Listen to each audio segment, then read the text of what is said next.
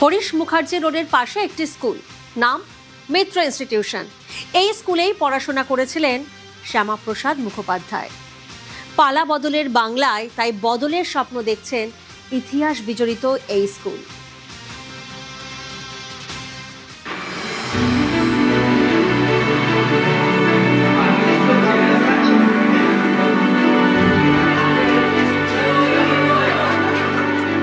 ষোলোরে Balaram Bose Ghat road, care of Bhowanipore. Ashutosh Mukherjee road থেকে হরিশ মুখার্জি রোডে যেতে ঠিক ডান হাতে পড়ে মিত্র ইনস্টিটিউশন, শত বর্ষেরও বেশি প্রাচীন।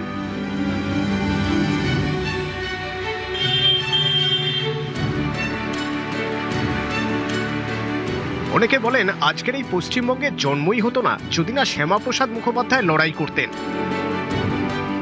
লড়াকু সেই বাঙালির ভবিষ্যতের হাতেখড়ি যে স্কুল থেকে, সেটাই এই মিত্র ইনস্টিটিউশন। প্রধান শিক্ষকের ঘরে জ্বলজ্বল করছে বাবা ছেলের ছবি। বাবা আশুতোষ মুখোপাধ্যায়, বাংলার বাঘ; ছেলে শ্যামাপ্রসাদ মুখোপাধ্যায়। এই শিক্ষা প্রতিষ্ঠানের ইতিহাস জুড়ে শ্যামাপ্রসাদের স্মৃতি। 1905 সালে স্কুলটি তৈরি হয়। 1917 সালে এখান থেকে ম্যাট্রিক পাশ করেন শ্যামাপ্রসাদ। মেধাবী শ্যামাপ্রসাদ ম্যাট্রিকে দুর্দান্ত ফল করায় 10 টাকা স্কলারশিপও পান। এই স্কুলের পরিচালন সমিতির সভাপতি ছিলেন আশুতোষ মুখোপাধ্যায়। পরবর্তীকালে সভাপতি হন তার ছেলে শ্যামাপ্রসাদ মুখোপাধ্যায়।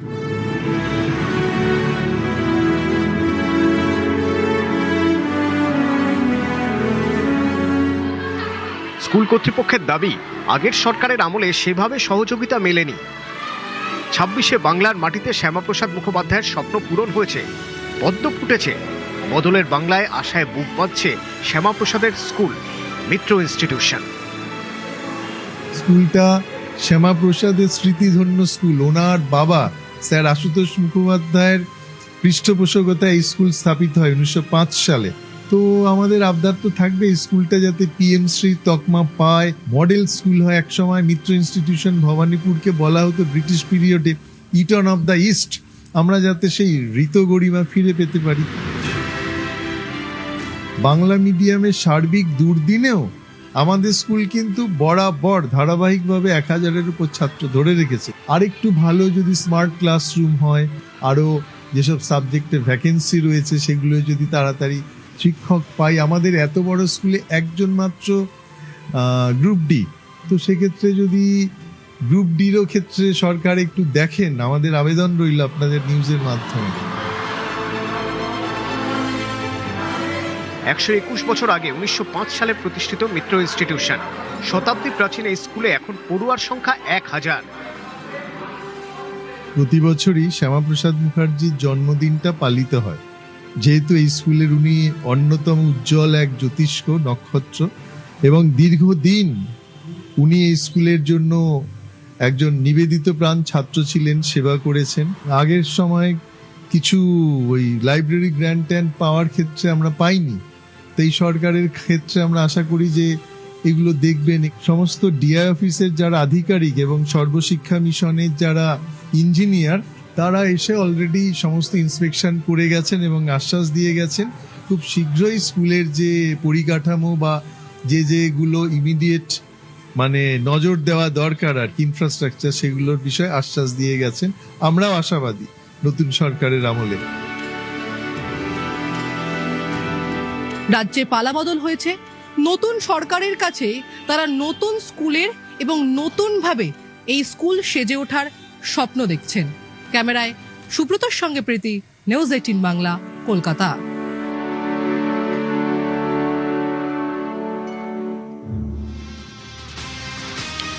6 মুরলীধর সেন লেন, কলকাতা 73। ভারতীয় জনতা পার্টির আমরা জানি যে সব থেকে পুরনো অফিসের এই ঠিকানা। আর আমরা জানি যে এই বাড়িতেই কিন্তু শ্যামাপ্রসাদ মুখোপাধ্যায়ের জীবনের অনেকটা সময় কাটিয়েছিলেন। হিন্দুদের হোমল্যান্ড গঠনে এই বাড়ির ভূমিকা কিন্তু অসীম। বদলের বাংলায় শ্যামাপ্রসাদ স্মরণ 6 মুরলীধর সেন লেন। আমরা জানি যে কলকাতার বিজেপির সবচেয়ে পুরনো অফিস শ্যামাপ্রসাদের জীবন নিয়ে এবার এই বাড়িতে তৈরি হবে মিউজিয়াম। 1950-এর দশকে ভারতীয় জনসংঘের সময় থেকেই এই বাড়ির একাংশ রাজনৈতিক নানা কাজে ব্যবহার করা হতো। শ্যামাপ্রসাদ থেকে শুরু করে অটল বিহারী বাজপেয়ী, লালকৃষ্ণ আদবানি সহ ভারতীয় রাজনীতির বহু নেতা এখানে এসেছেন। বিজেপির কাছে এই বাড়ি আজও আবেগের। সোমবার এখানেও শ্যামাপ্রসাদ মুখোপাধ্যায়ের জন্মজয়ন্তী পালন হবে।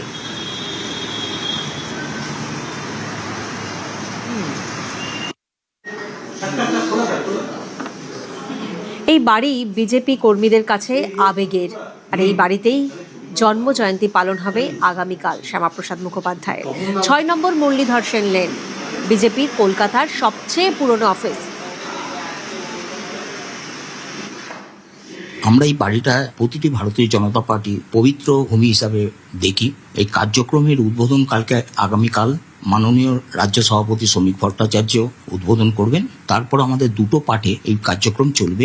আগামীকালের প্রোগ্রামের সবচেয়ে বৈশিষ্ট্য হচ্ছে 1992 সালে 6 ডিসেম্বরের আগে যেসব সক্রিয়ভাবে প্রদেশ এবং রাজ্য স্তরের কিছু কার্যকর্তা এখনো কার্যক্রমের মধ্যে আছেন, তাদের আমরা সম্বর্ধনা জানাবো। 125 জনকে আমরা সিলেক্ট করেছি। এই কার্যক্রম কালকে আমরা 3টে থেকে সন্ধ্যা 6:30টার মধ্যে প্রোগ্রামটাকে জারি রাখবো। কলকাতার এমন অনেক বাড়ি আছে যা ইতিহাসের অনেক সাক্ষী বহন করে। ঐতিহাসিক সেই বাড়িগুলি আগামী দিনে বিভিন্নভাবে কাজে লাগাতে চাইছে রাজ্য বিজেপি। তার মধ্যে শ্যামাপ্রসাদ মুখোপাধ্যায়ের এই যে বাড়ি, অর্থাৎ মুরলীধর সেন লেনের, সেই বাড়িতে বসেই তার একাধিক কর্মসূচি পালন করেছেন। তাই বিজেপি কর্মী এবং নেতাদের মধ্যে এই বাড়িটিকে ঘিরে আজও আবেগ অটুট রয়েছে।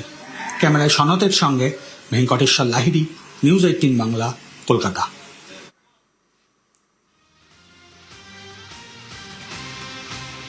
স্মরণে শ্যামাপ্রসাদ মুখোপাধ্যায়কে জড়িয়ে থাকা একের পর এক ইতিহাসের কাহিনী আপনাদেরকে আমরা দেখাচ্ছি।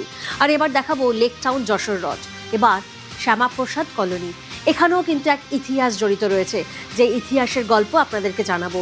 আজ থেকে প্রায় 7 দশকেরও বেশি আগে, অর্থাৎ 1953 সালে এক ঐতিহাসিক মুহূর্তের সাক্ষী ছিল এই জনপদ। কাশ্মীরের জেলে থাকা অবস্থায় শ্যামাপ্রসাদ মুখোপাধ্যায়ের আকস্মিক মৃত্যুর পর কলকাতা বিমানবন্দর থেকে তাঁর মরদেহ যখন শহরের দিকে নিয়ে যাওয়া হচ্ছিল, তখনকার একমাত্র পথ যশোর রোড ধরেই এগিয়েছিল সেই শেষ যাত্রা। সেদিন এই পাড়ায় এসে দাঁড়িয়েছিল মরদেহবাহী গাড়ি। তৎকালীন জলে জঙ্গলে ঘেরা সদ্য গড়ে ওঠা ওই পাড়ার মানুষজন আগে থেকেই প্রস্তুত ছিলেন। মাল্যদান, প্রার্থনা সবকিছুতেই অংশ নিয়েছিলেন সাধারণ বাসিন্দারা। আর ঠিক সেদিন রাতেই পাড়ার এক বৈঠকে সিদ্ধান্ত নেওয়া হয় এই পাড়া এবং ক্লাবের নাম হবে শ্যামাপ্রসাদ মুখোপাধ্যায়ের নামে। জন্ম নেয় শ্যামাপ্রসাদ কলোনি।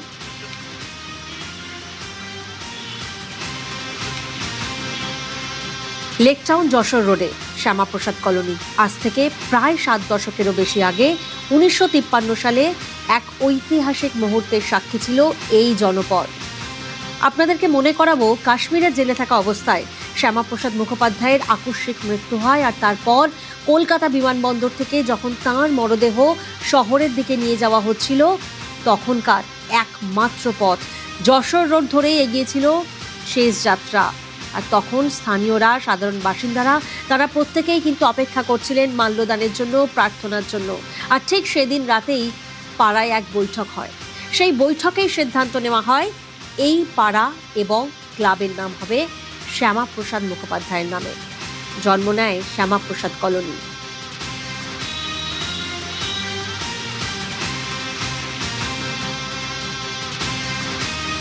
শ্যামাপ্রসাদ মুখোপাধ্যায় মারা গেছেন, সেই সময়ের যে রাজনীতি চারদিকে ছিল, সেই সময় দাঁড়িয়েও খুবই চাপ ছিল তার নামে পাড়া করা। সুতরাং আমরা গর্বের সঙ্গে বলি, কারণ আমাদের পাড়া একেবারে সেই ইতিহাসের সাক্ষী। যখন শ্যামাপ্রসাদ মুখোপাধ্যায়ের দেহ আমাদের এখানে এসেছিল, এবং যেদিন এসেছিল সেদিন রাত্রে একটি মিটিং করে যে আলোচনায় নাম উঠে এসেছিল সেটা শ্যামাপ্রসাদ কলোনি, এবং শ্যামাপ্রসাদের নামে আমাদের যে ক্লাব সেটাও তৈরি হয়ে গিয়েছিল তখন। কাশ্মীরের জেলে শ্যামাপ্রসাদ মুখোপাধ্যায় মারা যাওয়ার পরে একটা আলোড়ন সৃষ্টি হয়েছিল সারা বাংলাতেই। শ্যামাপ্রসাদ মুখার্জির মৃত্যুটা তো খুব একটা স্বাভাবিক ছিল না, যার ফলে এখানের মানুষের মধ্যে না, এই শ্যামাপ্রসাদ মুখার্জিকেই আমরা এখানে অমর করে রাখবো। তখন ঠিক করলো যে এই পাড়ার নাম রাখা হবে। পরবর্তীকালে রেজিস্ট্রেশন রিনিউ করতে গিয়ে বললো যে না, ক্লাবের নামে করা যাবে না, তাই এখন আমাদের এটার নাম হয়েছে Dumdum Shyamaprasad colony welfare society. ওই শ্যামাপ্রসাদ নামটা রয়েই গেছে আর কি। 1953 থেকে 2026 বহু রাজনৈতিক পট পরিবর্তনের মধ্যে দিয়ে গেছে এই বাংলা, তবে শ্যামাপ্রসাদ কলোনি এখনও স্বমহিমায় তার আগের জায়গাতেই রয়েছে।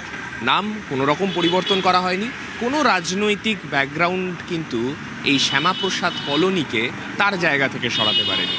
অর্থাৎ শ্যামাপ্রসাদ মুখোপাধ্যায়ের জন্মজয়ন্তী যখন রাজ্য জুড়ে ধুমধাম করে পালিত হবে, শ্যামাপ্রসাদকে অনেক মানুষ তার বিষয়ে নতুন করে জানবেন, ঠিক সেই সময় এই পাড়া শ্যামাপ্রসাদ মুখোপাধ্যায় এবং তার ঐতিহ্যকেই আঁকড়ে বাঁচবেন। ক্যামেরায় মনোজ কুমারের সঙ্গে সান্নিক ঘোষ, নিউজ 18 বাংলা, কলকাতা। আগামীকালই রাজ্য জুড়ে একেবারে ধুমধামভাবে পালন করা হবে শ্যামাপ্রসাদ মুখোপাধ্যায়ের 125তম জন্মবার্ষিকী। আর আপনাদেরকে জানাবো, আজ কাঁথির সাংসদ সৌমেন্দু অধিকারী তিনি একটি আবক্ষ মূর্তি উন্মোচন করেন শ্যামাপ্রসাদ মুখোপাধ্যায়ের। যে ছবি আপনারা দেখছেন, পূর্ব মেদিনীপুরের রামনগরের বাদলপুর গ্রাম পঞ্চায়েতে শ্যামাপ্রসাদের মূর্তি উন্মোচন। শ্যামাপ্রসাদ মুখোপাধ্যায়ের 125তম জন্মবার্ষিকী উপলক্ষে আবক্ষ মূর্তি উন্মোচন করলেন কাঁথির সাংসদ সৌমেন্দু অধিকারী। পাশাপাশি গ্রাম পঞ্চায়েতে শ্যামাপ্রসাদের নামে একটি ভবনেরও উদ্বোধন হয় এদিন।